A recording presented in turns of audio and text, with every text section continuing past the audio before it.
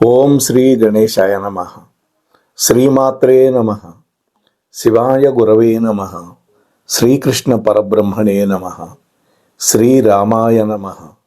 శ్రీ గురుభ్యో నమ. నారాయణం నమస్కృత్య నరం చైవ నరోత్తమం దేవీం సరస్వతీం వ్యాసం తతో జయముదీరయేత్. నమః శివాభ్యాం నవయౌవనాభ్యాం పరస్పరాశ్లిష్టవపుర్ధరాభ్యాం నగేంద్రకన్యా వృషకేతనాభ్యాం నమో నమః శంకర పార్వతీభ్యాం. హర హర మహాదేవ, శంభో శంకర. మోహనవాణి ఛానల్ ద్వారా ఈ వీడియోని వీక్షిస్తూ ఉన్నటువంటి భక్తామ తల్లులకు, తండ్రులకు మునుముందుగా నా యొక్క నమస్సుమాంజలి. ఈ రోజున శతరుద్రీయం, మరణాన్ని కూడా అధిగమించగలిగినటువంటి గొప్ప సాధనం రుద్రం. అది శతరుద్రీయం. ఈ శతరుద్రీయం ఎందులో ఉన్నది? మనకున్న 4 వేదాల్లో యజుర్వేదంలో ఉంది. మేము కూడా యజుర్వేద శాఖాధ్యాయి అని చెప్పుకుంటాం. యజుర్వేదంలో ఒక్క ముక్క తెలియకపోయినా అంటే యజుర్వేదాన్ని ఆచరించేటటువంటి జాతి అంతే తప్ప యజుర్వేదాన్ని ఉపాసన చేసి నేర్చుకున్నటువంటి వాణ్ణి కాదండి. యజుర్వేదంలో ఒక భాగం శతరుద్రీయం. ఈ శతరుద్రీయం మరణాన్ని కూడా అధిగమించగలిగినటువంటి గొప్ప సాధనం అని మనకి వేదం చెబుతోంది. జన్మకి మృత్యువుకి అతీతంగా ఉండేటటువంటి ఒకానొక గొప్ప తత్వాన్ని మనకి సూచిస్తుంది ఈ శతరుద్రీయం.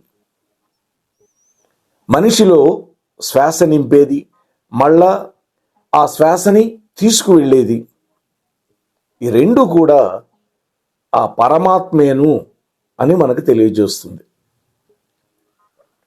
రుద్రాన్ని రుద్ర ప్రశ్న అని కూడా అంటారు. ఇది వేద మంత్రాలలో ఎంతో ఉత్కృష్టమైనది. ఈ రుద్రం అనేది 2 భాగాల్లో ఉంటుంది. నమో అంటే నమః నమః అనే పదం వచ్చేది మొదటి భాగం. దీన్ని నమకము అని పిలుస్తాం. 2వ భాగంలో చెమే చెమే అని వస్తుంటుంది. మళ్ళా రావటం వల్ల ఈ చెమే అని దీన్ని చమకం అని పిలుస్తారు.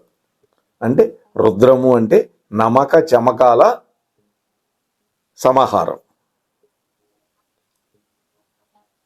నమకం నమకం చైవ పురుష సూక్తం తథైవ చ నిత్యం త్రయం ప్రాయునజనో బ్రహ్మలోకే మహీయతే.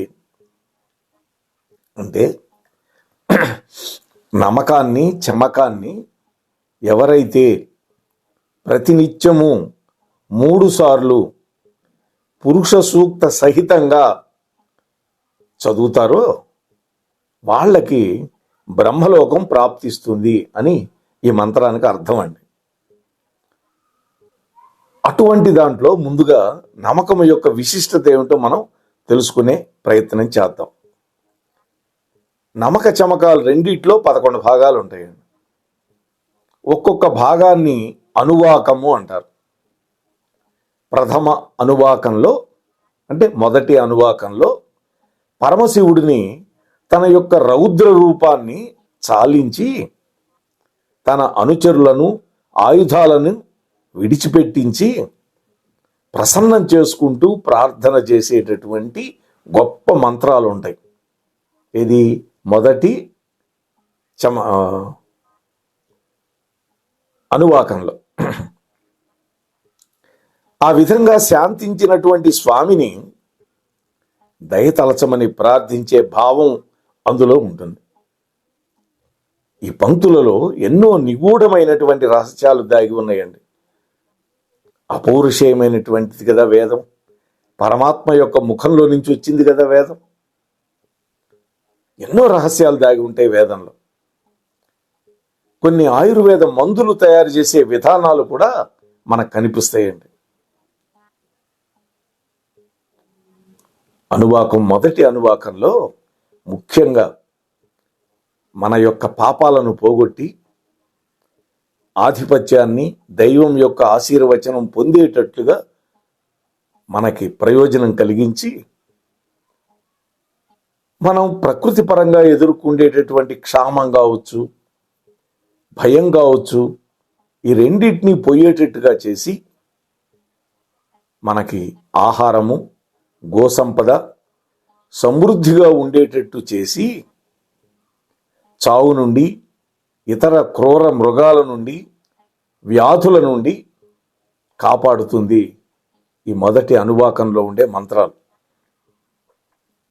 ముఖ్యంగా జ్వరబాధ, జబ్బులు, పిండ మరణాలు అంటే అబార్షన్స్, చెడు కర్మ, నక్షత్రాలు మన మీద చూపించేటటువంటి చెడు ప్రభావాలు, వాటన్నిటిని తప్పించి మనం కోరిన కోరికలన్నీ తీర్చి సకాలంలో భూమి మీద వర్షాలు కురిపించి మన కుటుంబాలని పరిరక్షించి మనకి సంతానాన్ని అనుగ్రహించి అలాగే అనుగ్రహింపబడినటువంటి సంతానాన్ని దీవించి ఐహికమైనటువంటి సుఖాలను ప్రసాదించి మనకి బాహ్య శత్రువులతో పాటు అంతఃశత్రువులను కూడా నాశనం చేస్తుంది. మనకు అప్పుడప్పుడు కొంతమంది విరోధంతో ఉంటారు. మనం ఎంత మంచి చేసినా మనం అంటే గిట్టడం వాళ్ళు, అది వాళ్ళు బాహ్య శత్రువులు. అంతఃశత్రువులు వాళ్ళని జయించడమే కష్టం. కామ, క్రోధ, మోహ, మద, మాత్సర్యాలనే అరిషడ్ వర్గాలు అంతఃశత్రువులు, వాటిని కూడా నాశనం చేస్తుంది. మరి రెండవ అనువాకంలో ఏం చెప్పారు? ప్రకృతిలో సర్వ ఔషధాలలో సర్వాంతర్యామి అయినటువంటి రుద్రుడికి ప్రార్థన చేస్తున్నాం. రుద్రుణ్ణి ఏమని? సంసార బంధాలను సడలించమని ప్రార్థిస్తున్నాం.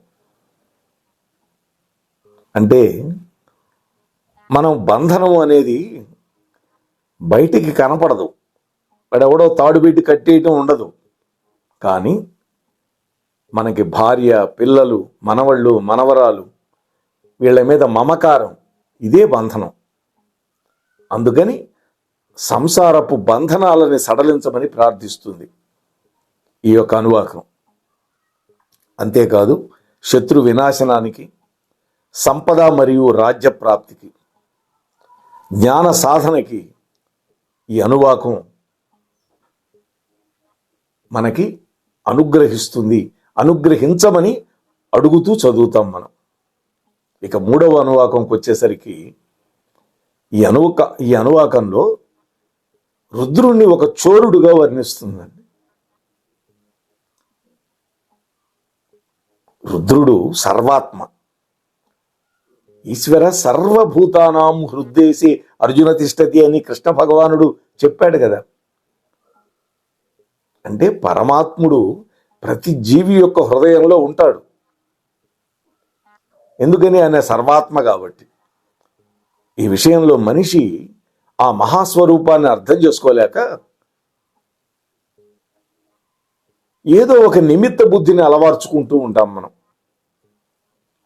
ఈ అజ్ఞానాన్ని మన నుండి చౌర్యం చేసి, దొంగతనం చేసి, జ్ఞానం అనేటువంటి వెలుగులోకి మనల్ని ప్రతిష్ఠించమని అడుగుతాం. ఆ పని చేసేవాడు రుద్రుడు. అంతేకాదు ఈ అనువాకం వ్యాధి నివారణకు కూడా చదువుతారు. ఇక నాలుగవ అనువాకం, ఇందులో రుద్రుడు సృష్టికర్త,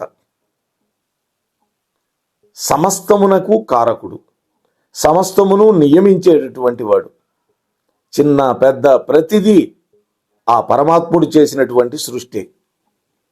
ఈ అనువాకాన్ని క్షయరోగం, మధుమేహం, కుష్ఠవ్యాధి మొదలైన వాటిని నివారించమని ప్రార్థిస్తూ చదువుతాం. అంటే ఇది చదవటం వల్ల ఈ రోగాలన్నీ నివారణ అవుతాయి. ఇక ఐదవ అనువాకంలో రుద్రుడు పారేటటువంటి జలంలో ఉండే రూపంగా కొనియాడబడుతూ ఉంటాడు. ప్రవహించే జలం అంటే రుద్రుడు ఈ యొక్క పంచతత్వాలు ఇందులో వర్ణించబడ్డాయి. పంచతత్వాలు ఆయన చేసే ఐదు కృత్యాలు. పంచకృత్య పరాయణ అనేది శివుడికి ఉన్నది, పంచకృత్య పరాయణి అని అమ్మవారికి కూడా ఉన్నదండి. అంటే 5 కృత్యాలు ఏమిటంటే, మొట్టమొదటిది సృష్టి జరపడం, ఆ జరిగించినటువంటి సృష్టిని రక్షించటం. మూడోది ఎవడికి కాలం ముడుతుందో దాని ప్రకారం ఆ సృష్టింపబడినటువంటి ప్రాణులని నశింపజేయటం. ఆ తరువాత తిరోధానం, అంటే ఆ జీవి చేసుకున్నటువంటి పాప పుణ్యాలని బేరీజు వేసి వాటిని అనుభవించిన తర్వాత కొంచెం శేషంగా మిగిలించి మళ్ళీ మరొక జన్మలోకి పంపటం, అదే తిరోధానం. మరింత పుణ్యం ఉంటే మానవ జన్మ దొరుకుతుంది, పుణ్యం లేకపోతే పాపమే ఉంటే పశుపక్షాదుల యొక్క యోనుల్లో పట్టడానికి జరుగుతుంది. కాబట్టి ఇక చివరిది 5వది అనుగ్రహం. అంటే ఏ జీవి యొక్క పాప పుణ్యాలు రెండు క్షయమైపోతాయో, 0 అయిపోతుందో అటువంటి వాడికి మోక్షాన్ని ప్రసాదిస్తాడు పరమేశ్వరుడు. ఇది 5వ అనువాకంలో చెప్పారు. ఇక 6వ అనువాకంలో రుద్రుడు కాలస్వరూపుడుగా వర్ణించబడింది. అంటే అన్ని లోకాల యొక్క నియామకుడు, అన్ని లోకాల యొక్క సృష్టికి, స్థితికి, లయనికి కారణభూతుడైన. అంతేకాదు వేద రూపం, వేదాంత సారం కూడా రుద్రుడే.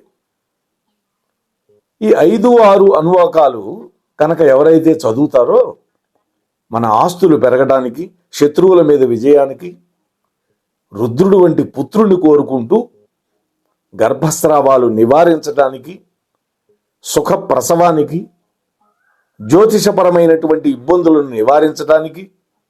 ఎందుకని? గ్రహాలను నియమించిన వాడు శివుడు. అందువల్ల రుద్రం గనక ఎవడైతే ఈ నమ్మకం చదువుతాడో, ఈ 11 అనువాకాలు, ముఖ్యంగా ఈ 5, 6 అనువాకాలు పఠిస్తారో వాళ్ళకి జ్యోతిశాస్త్రపరమైనటువంటి ఇబ్బందులు నివారించబడతాయి. అంతేకాకుండా సంతానం యొక్క పరిరక్షణ కూడా చదవాలి. ఇక 7వ అనువాకంలో నీళ్లలో, వర్షంలో, మేఘాలలో, ఇలా అన్ని రూపాలలో ఉన్నటువంటి రుద్రుణ్ణి వర్ణిస్తుంది. ఈ అనువాకాన్ని చదవటం వల్ల తెలివితేటలు వస్తాయి, చక్కటి ఆరోగ్యం వస్తుంది, వారసులను పొందటానికి కూడా అవకాశం ఉంది, అంటే సంతాన వృద్ధి. అలాగే పశు సంపద, చక్కటి వస్త్రాలు, భూములు, ఆయుర్దాయం, వీటన్నిటితో పాటు మోక్షగామి అయినటువంటి వాడు కూడా, మోక్షాన్ని కోరుకునేవాడు కూడా ఈ 7వ అనువాకాన్ని చదువుతాడు. ఇక 8వ అనువాకం, ఇందులో శివుడు ఇతర దేవతల్లాగా కారకుడుగాను, వాళ్ళకి శక్తి ప్రదాతగాను వర్ణించబడ్డాడు. అంటే సమస్త దేవతలను సృష్టించిన వాడు, సమస్త దేవతలు ఆయన అదుపులో ఉంటారు. అంటే ఈశ్వరుడు ఆయన సమస్త దేవతలని అదుపు చేస్తాడు, రక్షిస్తాడు, వాళ్ళకి కారణభూతుడిగా ఉంటాడు. అంతేకాదు వాళ్ళకి శక్తి ప్రదాతగా ఉంటాడు. వాళ్ళకి శక్తి ఉండబట్టేగా ఆయా దేవతలను మనం ప్రార్థించినప్పుడు మనకి కావలసినటువంటి వరాలు ఇస్తున్నారు. ఇంద్రుడు వర్షం కురిపిస్తున్నా, అగ్నిదేవుడు మండుతున్నా, వాయుదేవుడు వీస్తున్నా, ఈ శక్తి ఇచ్చినటువంటి వాడు పరమాత్మ శంకరుడు. ఇది అంతేకాకుండా రుద్రుడు అన్ని పుణ్య నదులలో, నదములలో, ప్రవహించే నీళ్లలో ఉన్నటువంటి వాడు. ఆ నీళ్లలో మనం స్నానం చేయటం వల్ల సమస్త పాపాలను పోగొడతాడు, శత్రువులను నాశనం చేస్తాడు. అధికారాన్ని సాధించడానికి ఈ అనువాకాన్ని చదువుతారండి. ఇక 9వ అనువాకంలో రుద్రుడి యొక్క శక్తి, ప్రకాశము సకల దేవతలకు శక్తిని ఇచ్చేవిగా ప్రస్తుతించారండి. ఇందాక మనం చెప్పుకున్నాం 8వ అనువాకంలో, దాన్ని మరింత రూఢీపరిచారు ఇక్కడ. అంతేకాకుండా సృష్టిలో సర్వశక్తులను శాసించేటటువంటి శివుడి యొక్క శక్తిని మించి మరొకటి లేనే లేదు. అందుకనే ఆయనకి మహాదేవుడు అని పేరు, ఇంకెవరికి లేదండి. ఈ అనువాకాన్ని బంగారం కోసం, మంచి సహధర్మచారిణి కోసం, లేదా సహధర్మచారుడు కోసం, ఉద్యోగం కోసం, ఈశ్వర భక్తుడైనటువంటి కొడుకు కోసం కూడా చేస్తారండి. కొడుకులు పుట్టడం జరుగుతుంది, కానీ వాడు భక్తుడై ఉండాలి, అది కదా. ఇక 10వ అనువాకంలో మళ్ళా రుద్రుణ్ణి తన యొక్క ఘోర రూపాన్ని ఉపశమింపజేసుకొని పినాకధారి అయినటువంటి ఆ శివుడు తన ధనుస్సుని, బాణాలను విడిచిపెట్టి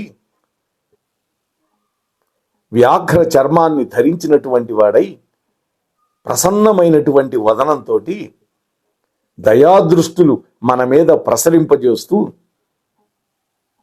దర్శనం ఇవ్వవలసింది అని ప్రార్థన చేసే అనువాకం ఇది.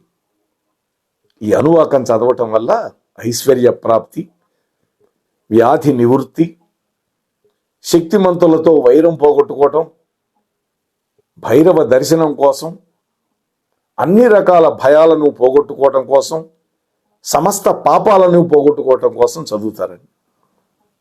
ఇక 11వది చివరి అనువాకం. ఈ అనువాకంలో రుద్రుడి యొక్క గొప్పతనాన్ని ప్రస్తుతిస్తుంది. ఆ రుద్రుడి యొక్క కరుణా ప్రాప్తి కోసం నిర్బంధమైనటువంటి నమస్కారాలు అర్పింపబడతాయి స్వామికి. ఈ అనువాకాన్ని పఠించడం వల్ల తమ సంతానానికి సౌఖ్యం లభిస్తుంది. అంతేకాదు ఆయుర్దాయం, ఆరోగ్యము వృద్ధి అవుతుంది. అలాగే పుణ్యక్షేత్రాల దర్శన ఆకాంక్షతోటి మన మనస్సులు గనక ఉంటే అవి నెరవేరుతాయండి. అలాగే గతించిన విషయాలు, ప్రస్తుతం జరుగుతున్నటువంటి కాలం యొక్క జ్ఞానానికి కూడా ఈ అనువాకం చదువుతారండి. మరి నమ్మకం చదివిన తర్వాత భక్తుడు తానే శివస్వరూపంగా భావించి ఆ దేవాది దేవుణ్ణి తనకు సర్వం ప్రసాదించమని ప్రార్థన చేసేదే చమకం. ఇది ప్రతి ఒక్కరికి పనికొచ్చేదండి. మనం చదువుకోలేకపోయినా యూట్యూబ్లో మహానుభావులు, వేద పండితులు చదివి పెట్టారు, పఠించి పెట్టారు, గానం చేశారు. చక్కగా వినొచ్చండి. శ్రవణ పేయంగా ఉంటుంది. చదివితే ఎంత పుణ్యమో వింటే కూడా అంతే పుణ్యం కలియుగంలోని మా గురువుగారు వద్దిపర్తి వారు చెప్తారండి. కాబట్టి జ్ఞానం నుంచి మోక్షం కలిగే మార్గాలలో ప్రతి మనిషి ఈ పని చేయాలి. ఇలా చేయటం వల్ల చివరికి అంతులేనటువంటి ఆనందం కలగజేస్తుంది ఈ మంత్రం. సృష్టికర్తకి ఒక ప్రాణి నుండి ఇంకో ప్రాణికి భేదం ఏమి ఉండదండి. విభేదం ఉండదు, తగాదా ఉండదు, ఎవడి మీద మమకారం ఉండదు, ఎవడి మీద ద్వేషం ఉండదు. పరమాత్మగా అవేవి ఉండవండి. ఆయన సాక్షి రూపంగా చూస్తూ ఉంటాడు. పరమాత్మ కర్మ ఫలప్రదాత అని అర్థం చేసుకోవాలి మనం. నువ్వు చేసినటువంటి కర్మకి ఫలం ఇస్తాడు ఆయన. అయితే ఆయన పాదాలు ఆశ్రయించినటువంటి వాడికి ఒకవేళ వాడు దుష్ట కార్యాలు చేసి పాపాత్ముడే అయి ఉన్నా కూడా ఆ పాపాన్ని సూక్ష్మంగా పోగొడతాడు పరమాత్మ. ఆయన అవ్యాజ కరుణామూర్తి అని పేరు కదా స్వామికి. అంటే సమస్తము ఆ రుద్రుడి నుంచి ఉద్భవించింది. కాబట్టి మోక్షము కావాలి అనేటువంటి కోరిక మనలో మేల్కొన్నటువంటి దైవత్వానికి సూచనగా భావించాలండి. నీలో మేల్కొన్నది దైవత్వం. ఆ దైవత్వం మేల్కోవటం వల్ల నువ్వేం చేస్తున్నావు? జ్ఞానాన్ని సముపార్జిస్తున్నావు, పురాణాలు వింటున్నావు, ఈ రుద్రం సంబంధించి శతరుద్రీయం పఠిస్తున్నావు. ఇన్ని చేయడం వల్ల నీవు చివరికి ప్రతి వ్యక్తి కోరుకునేటటువంటి మోక్షానికి వెళ్ళటానికి అవకాశం ఉంది అని మనకి శతరుద్రీయం చెబుతున్నది. తప్పకుండా చదువుకోవటానికి అవకాశం లేకపోతే, ఎందుకంటే మంత్రాలు అందరికీ రావు, స్వరయుక్తంగా చదవాలి మంత్రాన్ని, స్వరభంగం కాకూడదండి. అందుకనే శృతిపక్వంగా ఎవరైతే చదివి యూట్యూబ్లో పెట్టారో చక్కగా వాటిని అనుసంధానం చేసుకుంటూ మన దగ్గర టెక్స్ట్ పెట్టుకొని పుస్తకం చక్కగా ప్రాక్టీస్ చేసి మనం కూడా చక్కగా తప్పులు లేకుండా చదువుకునే అవకాశం ఉంటుందండి. మా మేనల్లుడు ఉన్నాడు, ఆంజనేయ ప్రసాద్ పోలంరాజు వారు, చక్కగా రుద్రం పారాయణం చేస్తాడు. అలాగే మా తమ్ముడు అల్లుడు ఉన్నాడు, ఇంద్రసేన కుమార్, హైదరాబాద్ సాఫ్ట్వేర్ ఇంజనీర్, ప్రతినిత్యం అభిషేకం చేస్తాడు. వాళ్ళు నేర్చుకున్నారు. మనం కూడా కష్టపడి నేర్చుకుంటే ప్రయోజనం ఉంటుంది. అంతేకాకుండా మహాన్యాసం కూడా నేర్చుకోవాలి. మహాన్యాసం అనేది ఏంటంటే, నువ్వు శివుడంతటి వాడివి కాకపోతే శివుడికి అభిషేకం చేయలేవు, శివుడికి ఆరాధన చేయలేవు అని. ఆ మహాన్యాసంలో ఉండే మంత్రాలు మన అంగాంగాల్లోకి ఆ ఈశ్వరుణ్ణి, ఆ రుద్రుణ్ణి ఆవహింపజేసేటటువంటి గొప్ప మంత్రాలు అవి. వాటిని మనం తప్పకుండా వినాలండి. ఎంత బాగా వింటే అంత మన మనస్సు ప్రశాంతత ఏర్పడుతుంది. భగవంతుడి యొక్క పాదాల దగ్గర మన మనస్సు నిలబడుతుంది.